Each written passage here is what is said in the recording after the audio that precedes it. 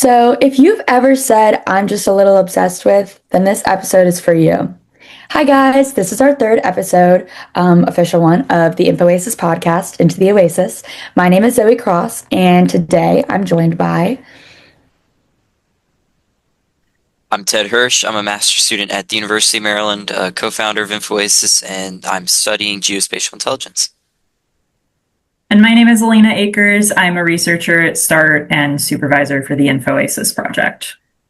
Amazing. And our guest today is someone who has genuinely shaped how we understand both extremism and radicalization, both the kind that changes the world for the good and the kind that tears it apart. Dr. Sophia Moskalenko is one of the biggest names in the psychology of terrorism, and her research has defined the field, shaped how governments and scholars think about radicalization, and has been cited everywhere from academic journals to policy briefings. She's currently a program management specialist at the United Nations, applying behavioral science to counterterrorism, and she's also a research fellow at Georgia State and an adjunct professor at American University. She's really doing it all. She spent over 15 years doing groundbreaking research at START, the U.S. Center for Study of Terrorism here at Maryland, and she's published extensively, including Friction, The Psychology of Dictatorship, and now has a brand new book on the way called The Psychology of Extremism, which we're going to talk about today. Dr. Sophia Moskalenko, it's a pleasure to have you on today. Thank you so much for inviting me. Yeah, of course. So her book explores how extremism isn't just about violence. It can really shape how art, science, and our everyday habits. And it's all about what happens when one goal kind of takes over everything else. But I'd love to hear about it in your own words. How do you think you would describe the book to other people, Dr. Moskalenko? So when we hear the word extremism, we're kind of trained by the media and the news to think in terms of terrorism and violence and, all the horrible things that entails. But the book talks about extremism in much more general psychological terms, and it defines extremism as an overwhelming focus on a single pursuit, a single interest, a single goal, to the exclusion of all else. Now, it could be that the goal is violence or, some sort of political struggle, which would result in something like terrorism or violent extremism. But it could also be that the goal is artistic pursuit or scientific pursuit or pursuit of advancing our understanding of science and engineering. The pursuit could be your career, and then you become a little obsessed with that, and you become a workaholic or whatever other terms, grinder, right, we can use. You can be obsessed with fashion. You can be obsessed with your diet or building a particular kind of body. So all of those are genuine examples of the phenomenon that psychologists define as extremism. And so terrorism is just one, albeit very salient manifestation. But if we want to understand even terrorism, we are so much better off looking at this broadly and trying to see what kind of things can lead anybody to become extreme in some way. Because terrorism is really rare, right? And it's so easy to kind of think of it as these weird people out there doing things I don't understand. Whereas extremism is very common. We all know somebody, and maybe we are that somebody who can be, studying night and day and pursuing their hobby or their career, their studies with this extreme dedication. That is the hallmark of extremism. So that's the book, basically, trying to understand this phenomenon broadly and across a variety of domains, and hopefully derive an understanding that helps us to navigate the world that is becoming progressively more extreme, and to not become a victim, and if we want to be extreme, to not become destructive to both ourselves and others. Yeah, absolutely. As I read the book, I really thought about, I think I'm extreme in many fields at energy drinks, school. I was like, wow, who knew? So just kind of diving right into the questions, you and Dr. Kruglansky opened up the book by comparing people like Van Gogh, Gandhi, and Bin Laden, who are all wildly different, under the same psychological lens of extremism. What inspired this broad reframing of extremism? as I mentioned, we're keenly aware of how the word extremism has gained this meaning because of the focus on terrorism since 9/11, and it doesn't go away, it seems. So we kind of had to really shake the audience out of that complacency with kind of rebranding of extremism into this one very narrow path. So it may seem sacrilegious to put Gandhi and Osama bin Laden in the same category. But again, as psychologists, we like to believe that we can explain many different phenomena with fewer concepts. That's the goal of science, right? Is to explain the most things with the fewest concepts. And so if we can offer an understanding that fits both Gandhi and Osama bin Laden, that's a really useful understanding. So it was kind of a marketing ploy, but also a way to get the reader quickly into this state of mind that extremism is not what you are used to thinking about it is. Yeah, it absolutely hooked me immediately. But I think that's a great point because even as someone who studies terrorism and counterterrorism studies, I think when I think of extremism, I typically associate it with very extreme actors like Osama bin Laden, or typically in a negative way. Not that obsession isn't somewhat negative, but I never associate it with someone who's just incredibly dedicated. I never associate it in a positive light. So I think that was a great way to begin the book and kind of pull everyone out of that mindset as well.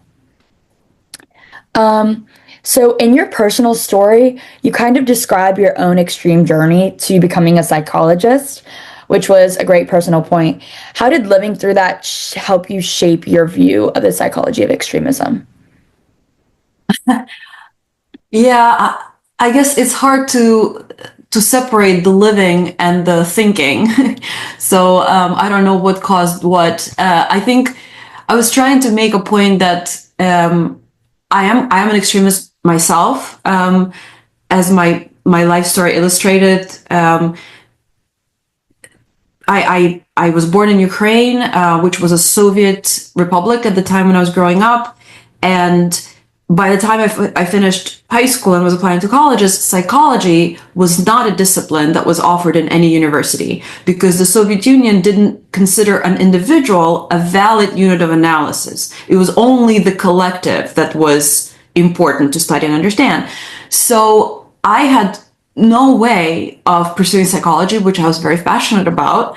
And I decided, to travel to the US, which was the place to study psychology, without any understanding. And this was, before the internet, like in those very old days. So I've seen some American movies. That was my idea of the country. And I knew that was a place to study psychology. So it was very stupid, which is what extremists do sometimes. They kind of make a lot of leaps of faith. And I certainly did. And I landed in some difficult times because I didn't speak English. I didn't have money. My visa expired. I became illegal. And I discovered that American movies are not exactly American reality. And I probably, if I was more reasonable, I should have gone back and tried something else, but I just kind of put it all, put my every effort, and all of my eggs into that one basket. And I persevered, despite mounting costs. And by miracle, I managed to get a full scholarship into the college of my dreams. And then I got into like an awesome PhD program that also offered full, financial package. So, I ended up getting a PhD and a green card and all that stuff. But, it was one of those things that extremists are known for, which is, their eyes are bigger than their stomachs sometimes. And even though my story ended up successful, very often extreme pursuits don't. And we hear about these successful stories and we think extremism is what gets you to the goal, because it's such a compelling narrative.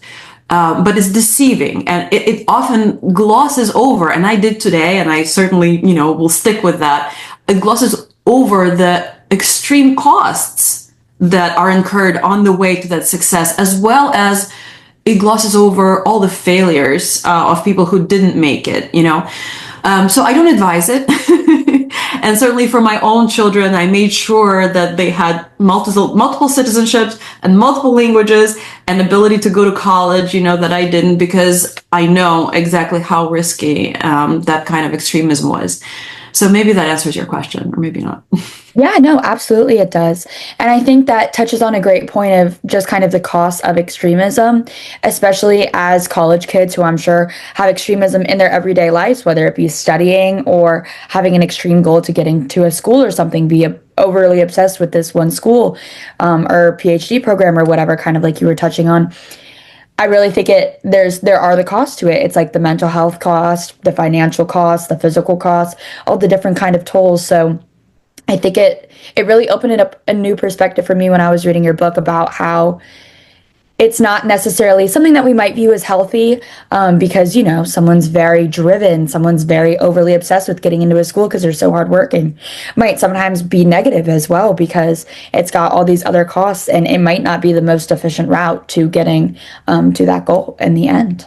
So, yeah, I don't know. That kind of opened my eyes because sometimes I do get a little bit obsessive about my academic work and stuff. So you define extremism as a single-handed or a single-minded devotion to a cause, and that's sometimes for good or sometimes like harm, like we touched on. Why is that nuance so often lost in public discourse, do you think? In psychology, we have this idea of negativity dominance, which was developed by my advisor, Paul Rosen, and Ed Roisman. And that is that for evolutionary reasons, people pay attention to and remember much more things that are dangerous to them, that are painful to them, that are costly.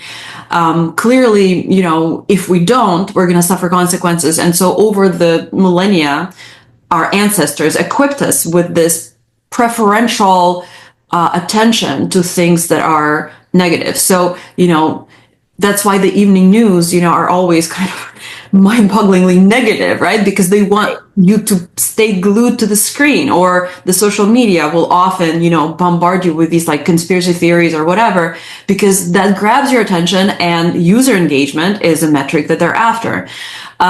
So it's very easy to imbue a concept with a negative meaning. It's very hard to put it into the more ambiguous neutral space, which is what most of life is. Yeah, absolutely. I agree with that. I mean, and that's, I guess, kind of part of recency bias is if it's always in our minds, we're always kind of thinking about it and more likely to believe that that's more often to happen in the future.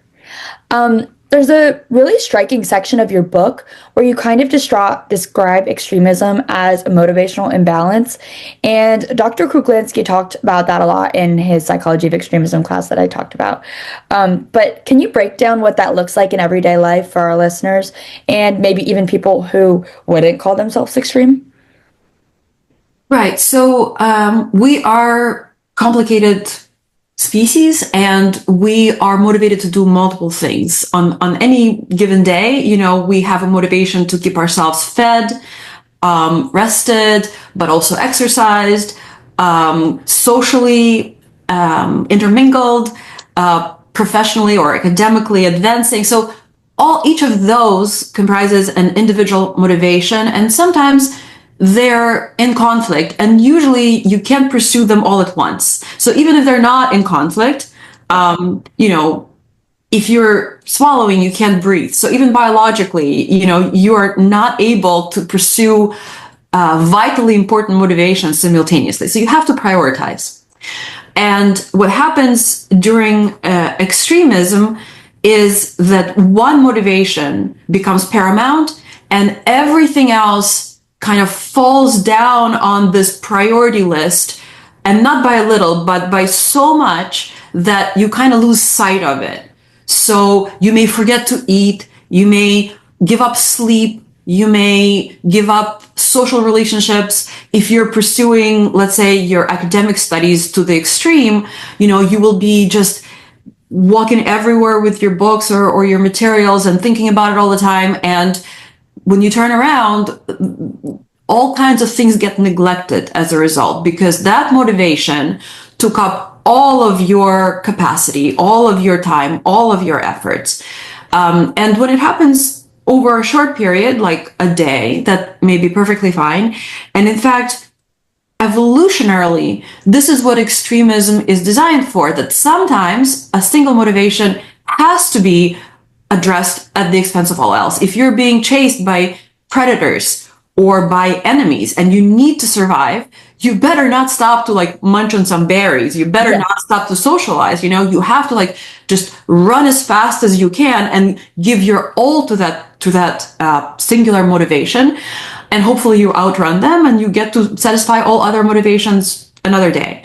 And in animals, this is what they do. You know, like if a finch is trying to break a nut and the nut doesn't give up, it doesn't spend the rest of its days trying to break that nut. It's going to move on to different possibilities for eating, right?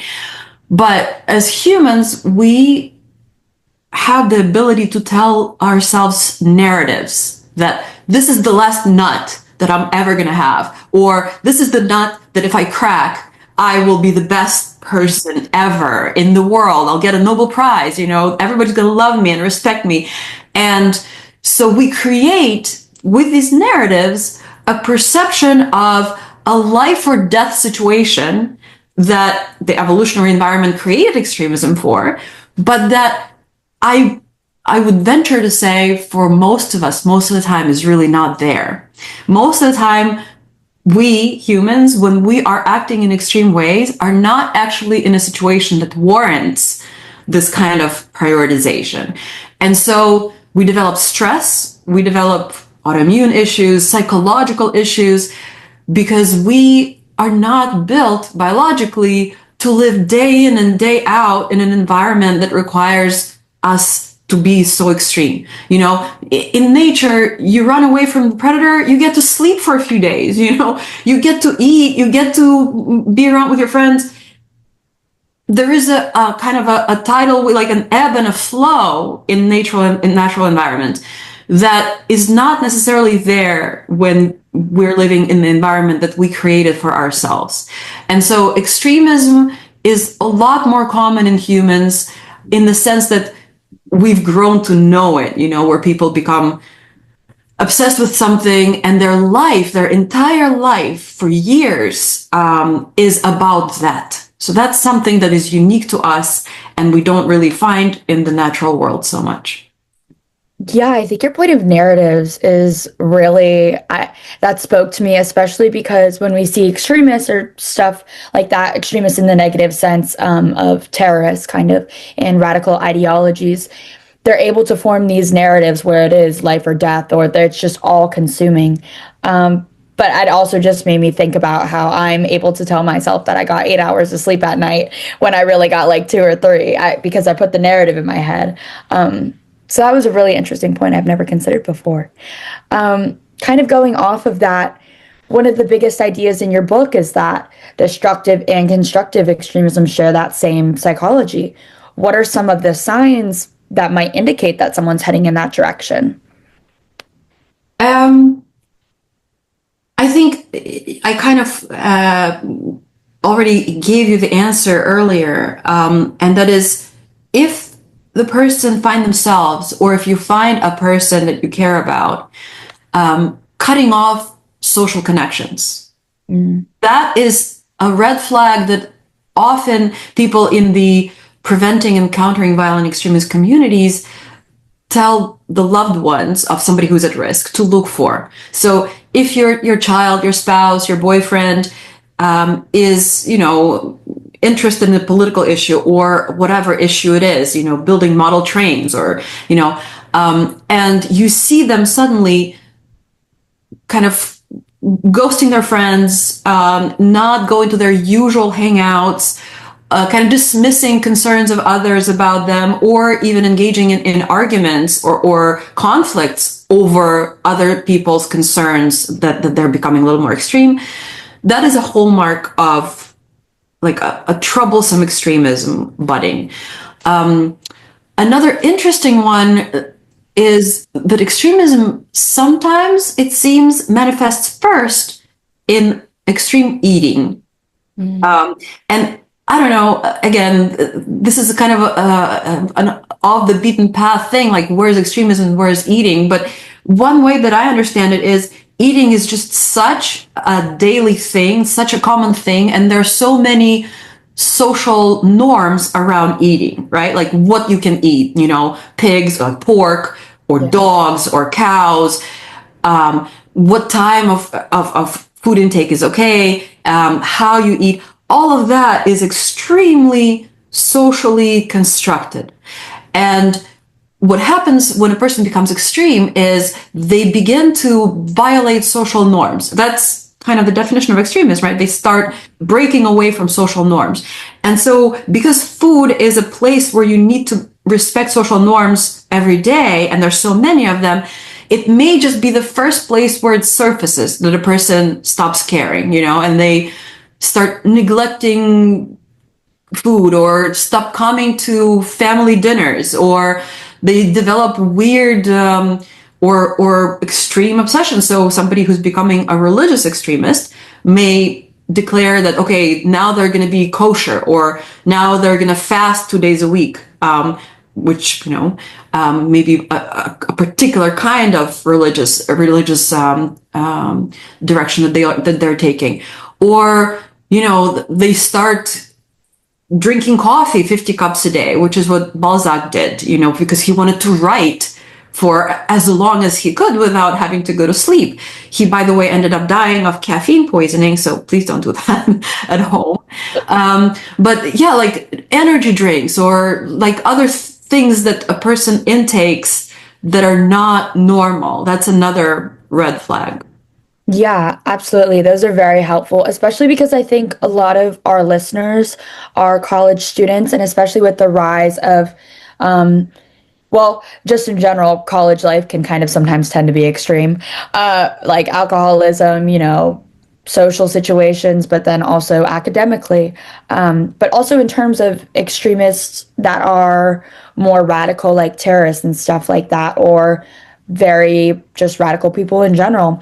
I think those are very interesting warning signs to look out for, especially with the rise of social media and kind of things happening online where people are spending more time online and starting to neglect other habits.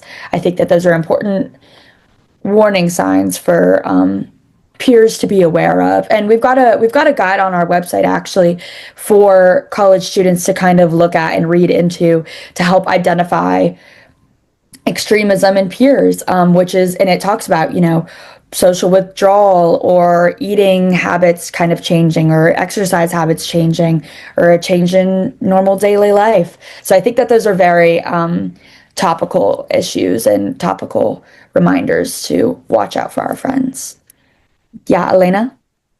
Yeah, I just had a question come to mind, and I think this might be a good place for it to fit. But I'm kind of thinking about these different ways of exercising someone's extremism. So whether that is the more violent side, which is what I research, or these more like extreme dedication to school or different topics. What do you think the difference is between people that end up in those different kind of pathways, whether it's a violent ideological pathway or something that's a little bit more socially acceptable? Is there a difference, or is it kind of like luck of the draw? It's a great question. I don't know that I have an answer to it. What I think is whatever cause a person is pursuing, there's alternative ways of being extreme about it. And even if we think about, let's say, Gandhi, who is the model of non-violent extremism, right?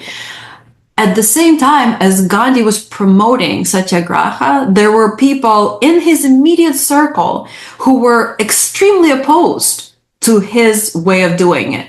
And in fact, he suffered, I think, 7 attempts on his life from people who were against. I mean, you would think, like, why would you be so violent against, non-violence? But it is because people become extreme in whatever direction. And, they crucified Jesus, right? For that same reason, even though he was the model of nonviolence for Gandhi. When Martin Luther King was advancing his philosophy of nonviolent resistance, other people at the same time who were advancing the same cause were advocating for violence, right? Black Panthers and Malcolm X and his followers. So even within political cause, which especially in the last 100 years has been so filled with political violence and terrorism, for every extremist who develops nonviolence, there is a mirror image of an extremist in the same milieu that develops a violent kind of extremism. So what is the difference between Malcolm X and Martin Luther King? And why did one go this direction and the other that direction? I really don't know. I mean, if you read these two people, for example, you see that the narratives that they're advancing are very different. But how did they come to these narratives? Is it their upbringing? Is it their faith? Because, both Gandhi and Martin Luther King were really influenced by Jesus Christ. They said it themselves in their writing, who was, of course, the model of nonviolent resistance. So I think the narratives are important. And I think there is hope, therefore, and Ari's research suggests that there's empirical support for this, of persuading people to shift from violence to nonviolence, even if we don't want to persuade them out of their ultimate beliefs that, they have about their group's rights and needs and their desire to fight for those. But there may be something we don't know yet that would predict the ease with which somebody would adhere to a violent versus nonviolent narrative. And like I said, I don't have an answer to that yet, but it's a very interesting question. No, that's so fair. I think everybody would love an answer to that question, but great to hear your thoughts on the nuances. Thank you. Yeah, Ted? I wanted to ask you earlier, I didn't jump in for it, and I feel bad, but kind of going off of what you were talking about with narratives, I was curious about like how you see social media and your definition of extremism. Is it sort of like worsening or increasing people's exposure to like these narratives where they could be, they could succeed in what you would say were their extremist endeavors, or do you see it having an effect at all? Yeah, absolutely. I think the social media has a huge effect in more than one ways. So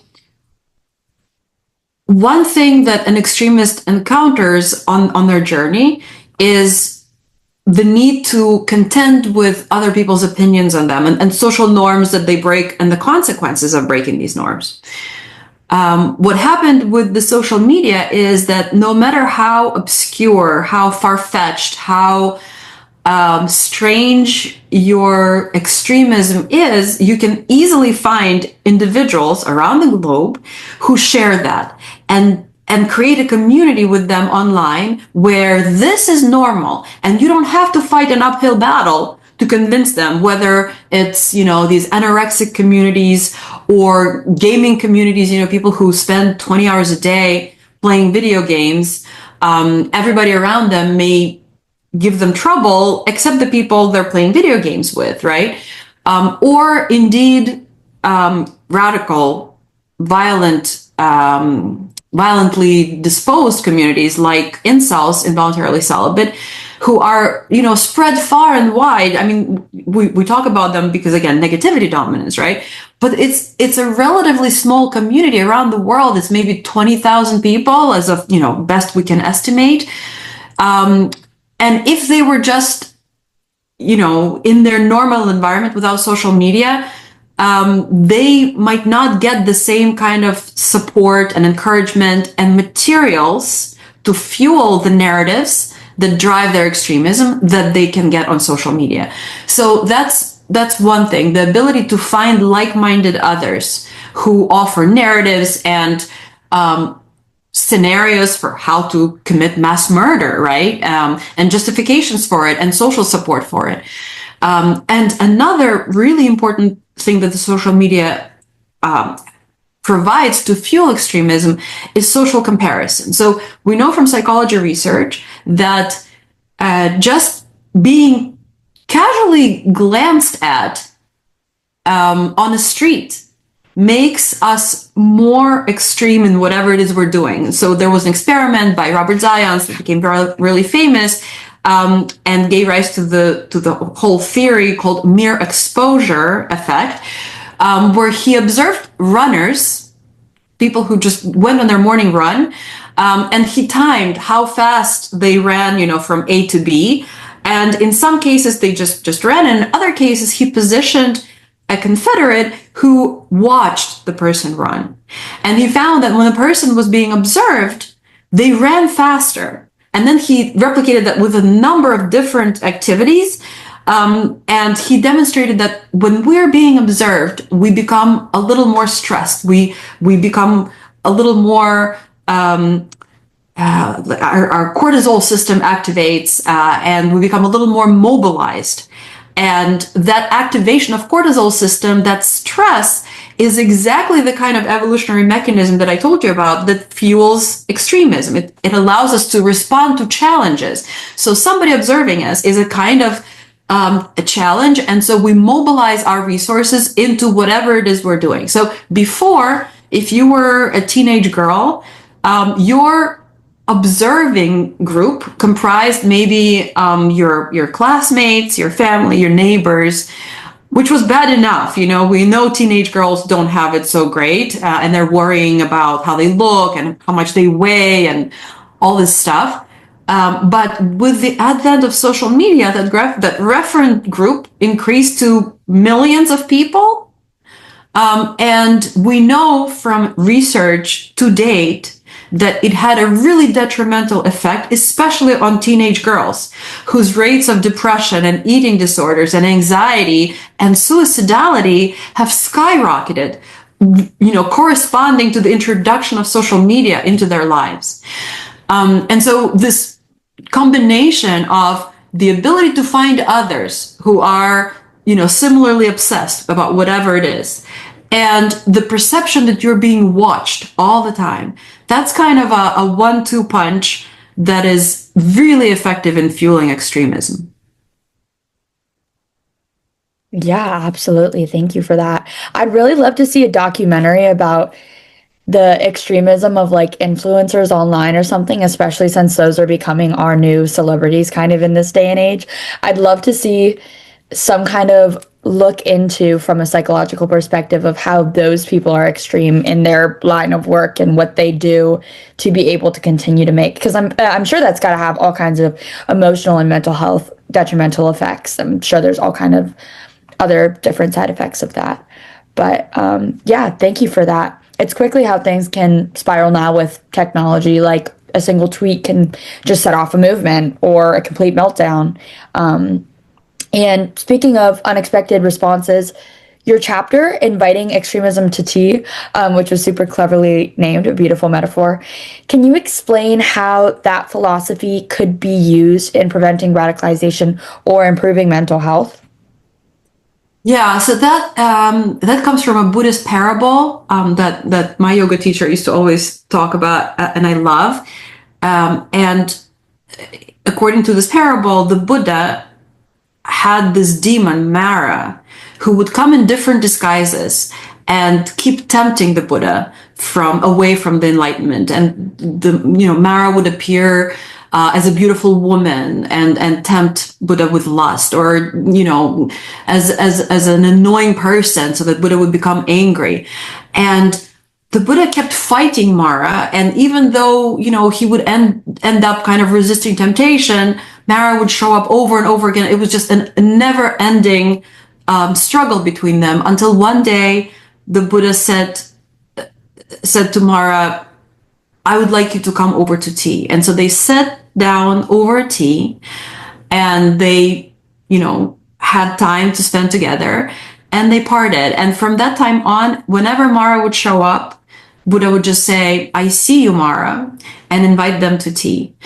And I think for me, it's a very powerful parable, because so often, we fight things in ourselves or in the world, instead of seeing them for what they are and spending time with them, however difficult it may be. And it is very difficult, right? Otherwise, we wouldn't be fighting them.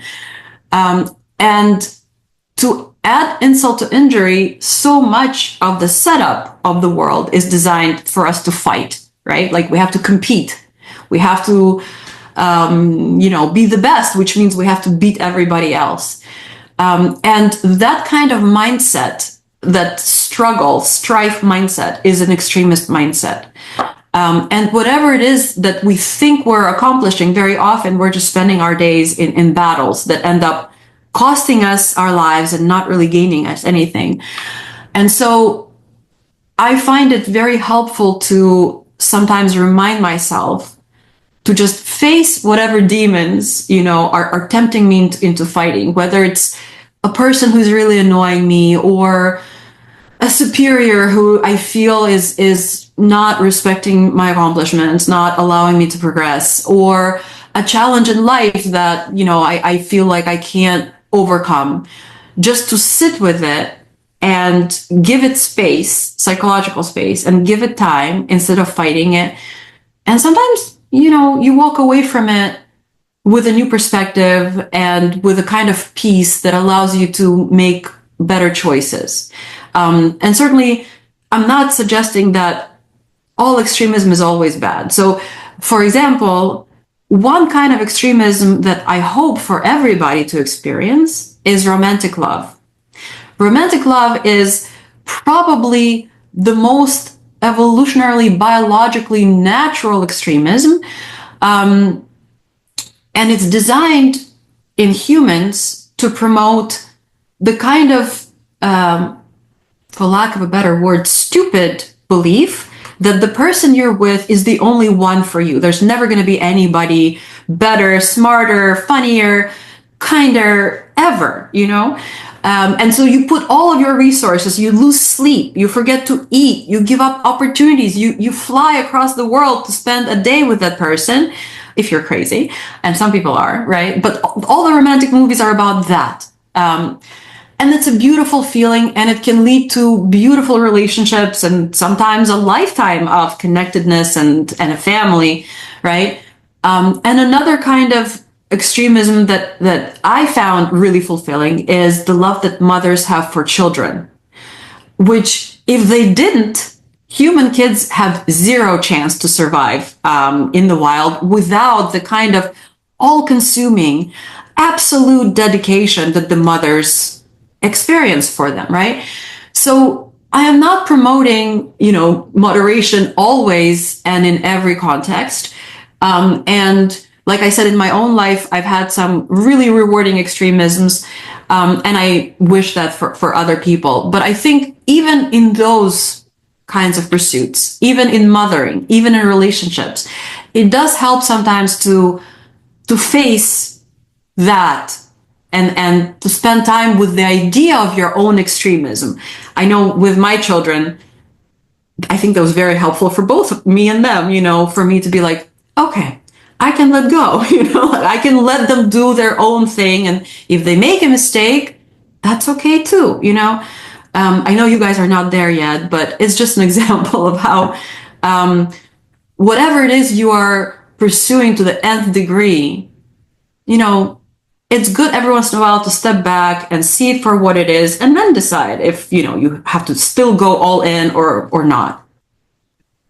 Yeah, absolutely. Actually, romantic love is kind of what made me think of what I thought about in that chapter, especially because I feel like as a college girl, I have so many friends who are going through these transitions in their life, and everyone's kind of stressed and they're like, oh, I'm never going to find anyone else. And it made me, when I was reading this book, that's exactly what I thought of, is it's the extreme that people never think that there's going to be something else, so they get obsessed with this one thing. So I think that's a great relation to everyday life, even for people that maybe aren't even studying psychology or extremism or counterterrorism or anything, but how it really just interweaves in everyone's lives in general. And I love the idea of not fighting the monster, but kind of sitting down with it. I feel like it reframes how we handle all kinds of extremes in both of ourselves and in others. Which kind of brings me to my next point that I thought was super compelling. You give readers a scale to assess their own extremism, which I think was my favorite part of the book. Have you ever had someone reach out and say that that section, I know it's not released yet, but changed how they viewed themselves or someone close to them? So the book like just came out recently. Okay. I hope very much that people will read it, and I'm always happy to hear from readers with whatever feedback they have.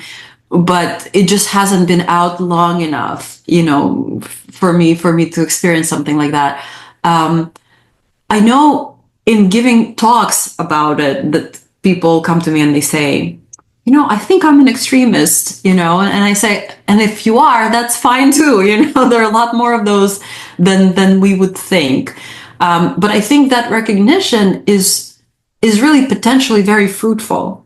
Just to know that you're capable of doing this thing gives you choices.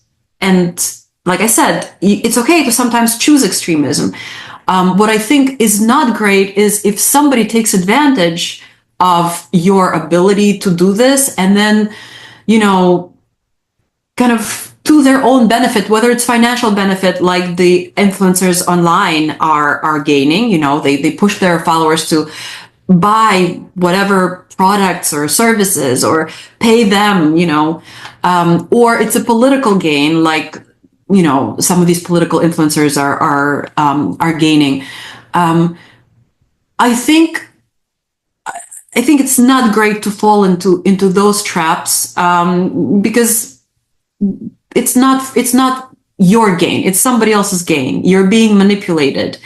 And I hope that the book gives people tools to recognize in themselves, when they're feeling like they've lost the forest for the trees, and what to do when that happens, and hopefully make wiser, better choices for themselves.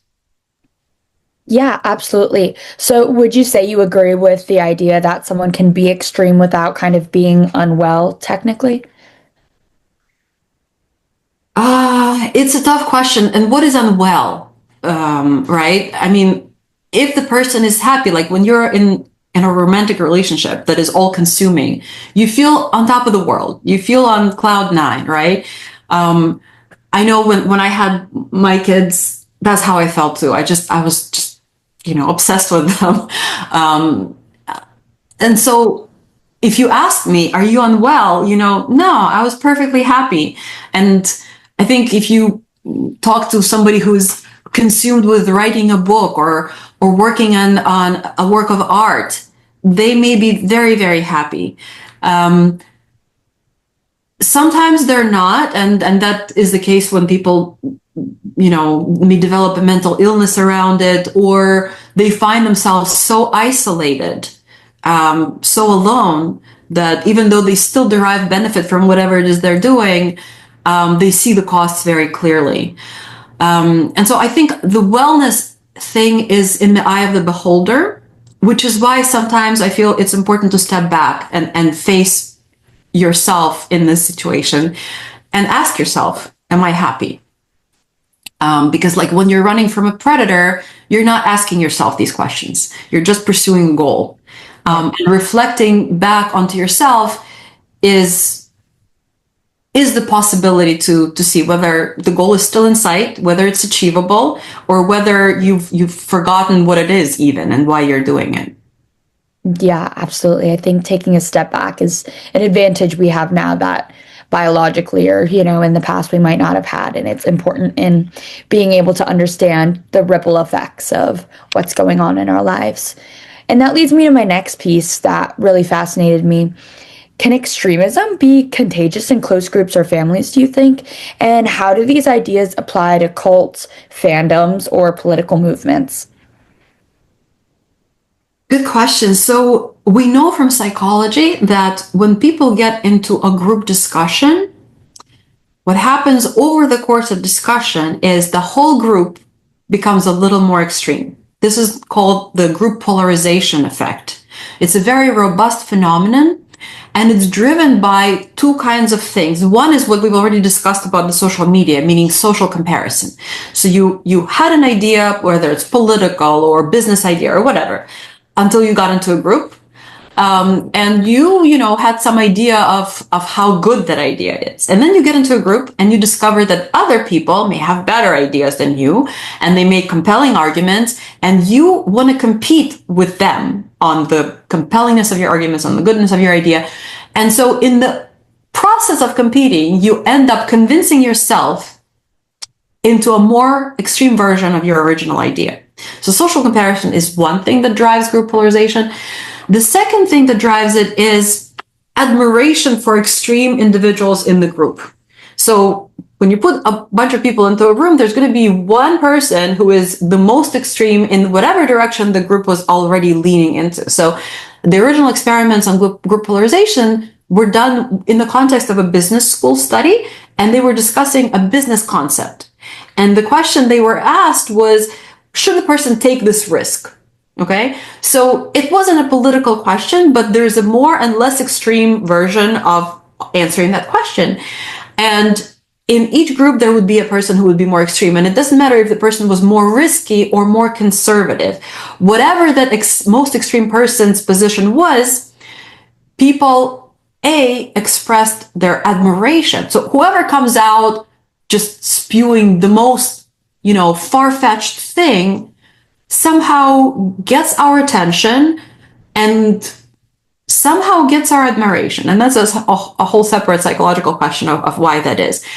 And when we admire something or somebody, we want to emulate it. And that's the second driving force beyond group polarization. So if you are in an environment, whether it's your family or your group of college friends or indeed a cult, you're very likely to, over time, become more extreme than you were when you started hanging out with these people because of these two psychological forces that are happening there. Yeah, absolutely. Ted? I got the chance before hopping on the podcast recording here with you to watch another podcast you'd gone on called Going to Extremes with the UNOCT. Uh-huh. And in there, you'd answered a very similar question about extremism being kind of contagious in groups and families. About, I believe it was the Boston Marathon bombers, where they were two siblings. I was curious if you could maybe elaborate a bit more on that here, about how sometimes it seems like you talk about love being one of these things that can pull people towards that, but also would that fall under social obligation as well? I know you'd mentioned a lot too about just culture and all that kind of stuff in this sense, kind of driving the two together, as well as familial bonds. Yeah, so I think I don't remember that podcast, but I think what you're talking about is the idea that people can become extreme without any intrinsic gravitation toward whatever it is the extremism is about, just by being in the orbit of people who are. And the Boston Marathon bombing duo was a really good illustration of this, because Tamerlan Tsarnaev, the older brother, was the ideologue. He had all kinds of grievances against the US. He immigrated when he was already a teenager. He didn't really fit in. He had a heavy accent. He didn't succeed in schooling. He was a dedicated athlete, but his ambitions even there were thwarted because he couldn't compete for the US in an international competition because he didn't have citizenship. He felt he didn't understand Americans. He expressed that on numerous occasions. And then his family sent him in the summer to his native Russia, Dagestan, and Chechnya. And there he met up with militant Islamists and really became enamored with the ideology, with the movement, when he came back, he continued following them online. And in fact, the Russian security, like the Russian version of CIA, the FSB, alerted the FBI that this person who traveled to Russia had contacts with the extremist groups and continues to maintain these contacts. So he had really a political and a personal need that he satisfied through his radicalization and developing of this ideology and then a plan to attack America. On the other hand, his younger brother, Johar, he was a young child when he came to the US, so the immigration was much easier on him. He didn't have an accent. He fit in really well. He was very sociable. He was well liked by teachers and friends. He had a lot of friends in school. He was in college. He just, was like a happy-go-lucky guy. Nobody, when this happened, none of the people that were interviewed, his teachers, his college friends, could believe that he would get engaged in anything like that. He never demonstrated any interest in Islam or in Chechnya or in whatever. However, in that culture, and especially, I think, immigrants, and I'm an immigrant, they feel this as though their community is this island in stormy waters, right? So the community is ever more important. And for people from that part of the world, from the Caucasus in Russia, for them, community is extremely important to begin with. And then the bond between brothers or all elder males are such a huge authority. It's really important. So for Johar, when his older brother decided to embark on this mission that was going to be his demise, and he trusted Johar with this knowledge and an invitation, he couldn't really say, his culture and his loyalty and his love meant that he decided to go all in. And so even though he wasn't himself engaged with jihad, his love for his brother got him in and then got him radicalized. And that is not a rare case. So in Friction, in my first book on radicalization, we talk about all kinds of cases of radicalization that's driven by something other than ideology, other than interest in the politics of it. Sometimes it's loneliness. In fact, in many, many studies that I've done across different kinds of political domains, whether it's incels or conspiracy theories of QAnon, or it's radical Islam, I find a significant correlation between how extreme a person's political views are and how socially isolated they feel. So when you are feeling lonely and you find a group that offers you companionship and support and maybe some logistical, like if you're homeless, these people offer you a place to sleep and a warm meal. And that can be enough. And the gratitude that you feel translates into you embracing whatever it is they're doing, whatever it is they're believing with that much fervor.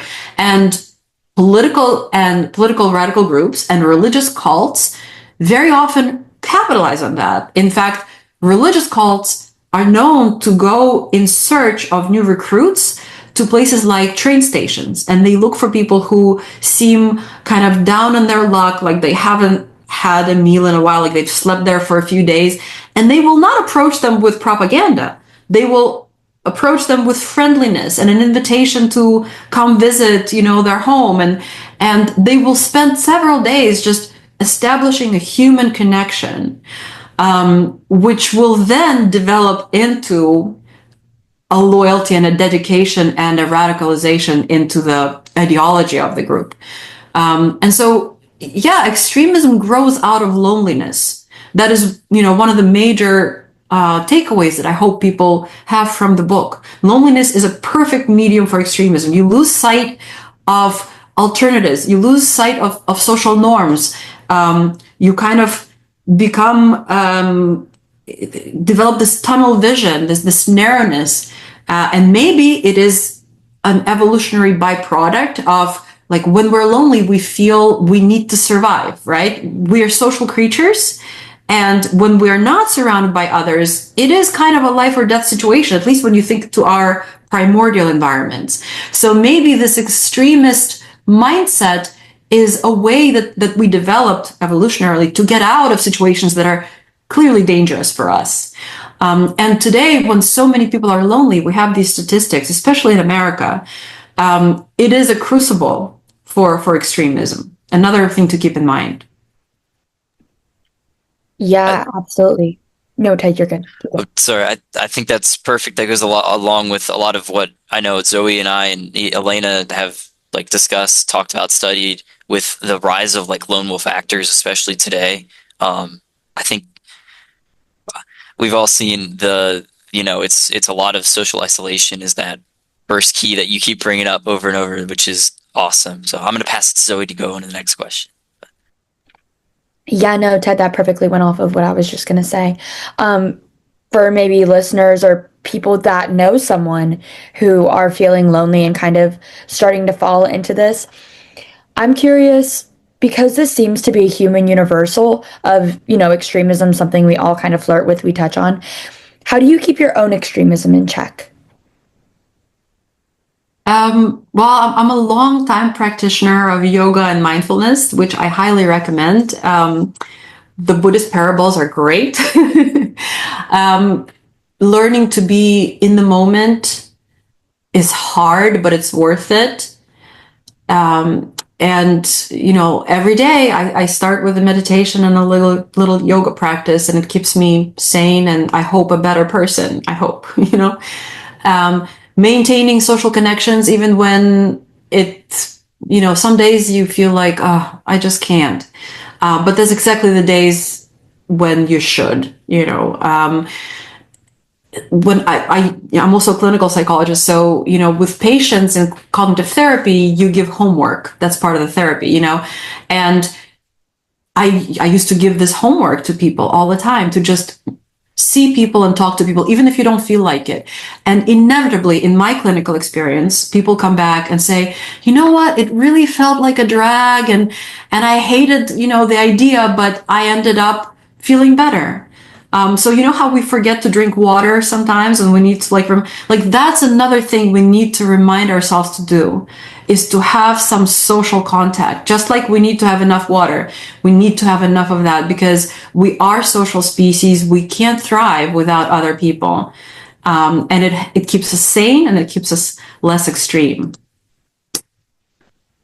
Yeah, absolutely. I'm thankful for my roommates because sometimes I tend to self-isolate too when I get stressed.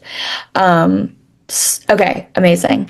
So just kind of wrapping it up, a lot of our listeners are already in the field of terrorism studies or aspiring future scholars. What's the best advice you've received in your line of work? I don't know that I've received this advice. I kind of, I was at the beginning of this line of work, right? I started doing this after 9/11. So the advice I want to give, I don't know how good it is, but is find something you love doing and then do it. And then whatever your career looks like or the money looks like, you will feel fulfilled. And in my experience, the career and the money will follow. The worst thing to do, I think, is try to chase whatever is topical right now, because that will go away, and you will end up, at a ruin of an effort. If you just find your thing that makes you get up in the morning and be excited about doing it, and then you go after it, it will end up bearing fruit. Yeah, amazing. That's great advice. And I'm sure our listeners will love that. Dr. Moskalenko, thank you so much for joining us, and for all the work you've done to help us better understand ourselves and the world around us. And to everyone listening, if the psychology of extreme made you think of your own laser focus or obsessions, same. You can find the books. Where are they being sold, Dr. Moskalenko? Amazon, anywhere books are sold online, but also Routledge is the publisher, so directly. And thanks for tuning in. We'll see you next time on Into the Oasis. Thank you for having me.